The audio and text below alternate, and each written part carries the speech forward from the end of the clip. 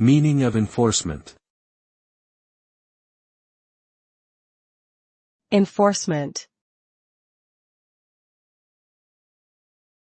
Enforcement. Enforcement. Enforcement. Enforcement refers to the act of ensuring compliance with laws, regulations, or agreements through the use of various measures, such as fines, penalties, or legal action.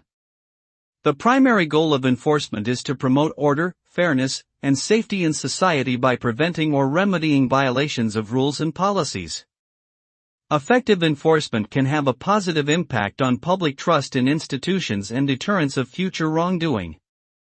However, inadequate or biased enforcement may lead to injustice or violations of human rights.